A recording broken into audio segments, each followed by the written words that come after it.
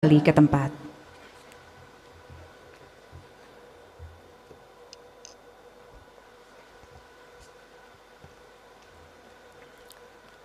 Bismillahirrahmanirrahim. Assalamualaikum warahmatullahi wabarakatuh.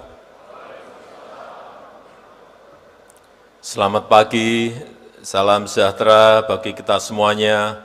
Om Swastiastu, Namo Buddhaya, salam kebajikan. Yang saya hormati Bapak Wakil Presiden Republik Indonesia, yang saya hormati Ketua BPK beserta Wakil Ketua dan Pimpinan BPK RI,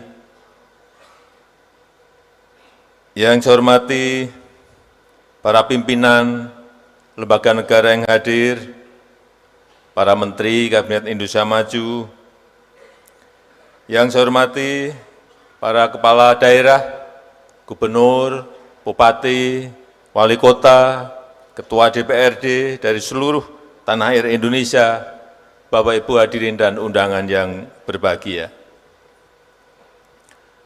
Pertama-tama saya ingin menyampaikan penghargaan dan apresiasi serta terima kasih kepada Badan Pemeriksa Keuangan BPK RI yang telah melaksanakan tugas pemeriksaan keuangan negara dan terus meningkatkan profesionalismenya dalam fungsi pemeriksaan. Juga saya ingin menyampaikan selamat kepada seluruh jajaran pemerintah, pusat dan daerah atas predikat wajar tanpa pengecualian atau WTP dalam laporan keuangan pemerintah tahun ini. Sudah sering saya sampaikan bahwa WTP bukan prestasi, tapi WTP adalah kewajiban kita semuanya. Kewajiban menggunakan APBN secara baik. Ini uang rakyat, ini uang negara. Kita harus merasa bahwa setiap tahun ini pasti diaudit, pasti diperiksa.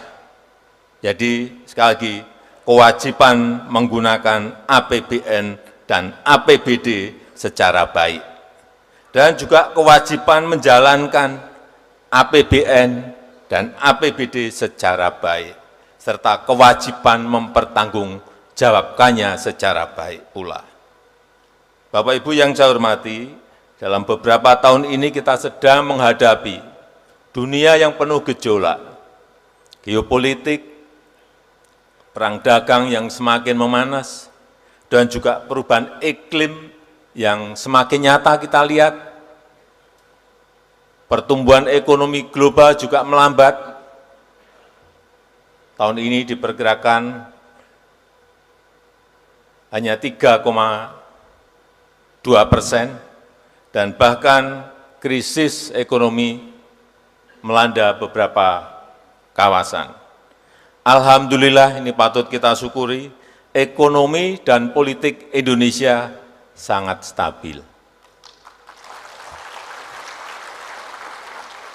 Ekonomi tetap tumbuh di atas 5%, kita tahu di kuartal pertama tahun ini tumbuh 5,11%, inflasi tetap terjaga, ini karena BI dan Kementerian Dalam Negeri setiap hari Senin selalu bertemu dengan para kepala daerah untuk menjaga inflasi di setiap daerah, dan juga pelaksanaan pemilu yang juga berjalan dengan baik.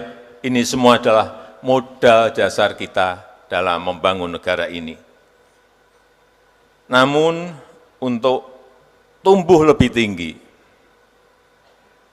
untuk lebih kompetitif dengan negara-negara lain, kita harus lincah, cepat, dan taktis. Harus mampu memanfaatkan peluang sekecil apapun, mampu memanfaatkan peluang yang sekarang ini sangat sempit. Oleh karena itu, akuntabilitas dan fleksibilitas harus dijalankan secara seimbang. Kita tidak boleh terbelenggu pada rumusan prosedur yang berorientasi pada proses. Kita harus lebih berani untuk lebih fokus kepada hasil. Fokus pada capaian yang dirasakan manfaatnya oleh rakyat. Fokus pada capaian yang membawa kemajuan negara ini. Walaupun kita tahu deregulasi sudah banyak dilakukan. Walaupun debirokratisasi juga sudah banyak dilakukan.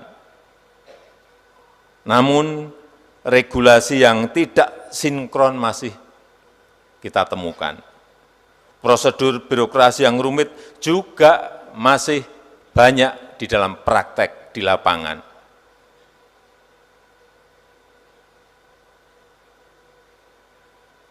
Izin diganti pertimbangan, izin diganti rekomendasi, sama saja ngurusnya ruwet itu.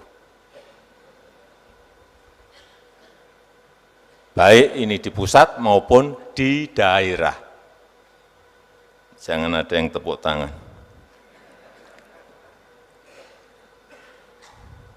Hal seperti ini, sekali lagi, prosedur birokrasi yang rumit juga masih ada dalam praktek di lapangan.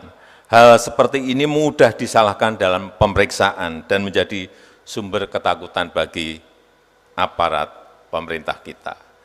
Oleh karena itu saya berharap reformasi struktural yang telah berjalan penting untuk terus dilanjutkan.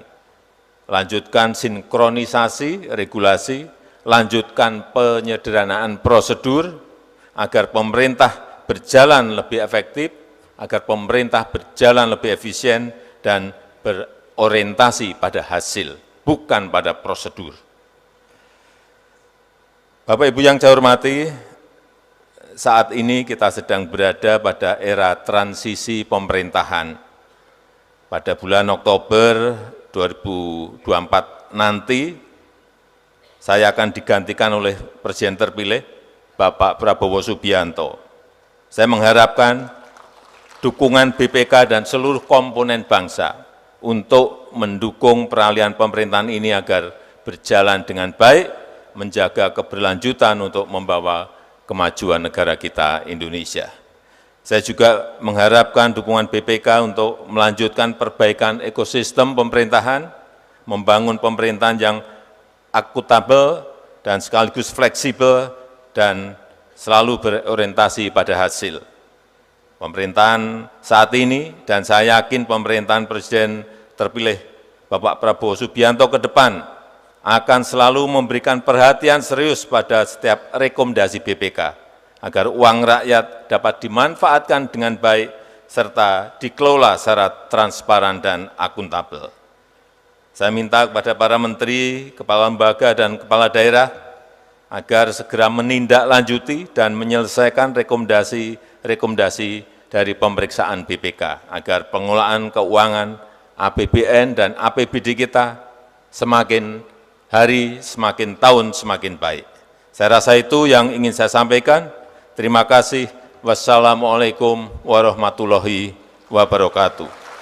Om Santi Santi, Santi Om, Namo Buddhaya.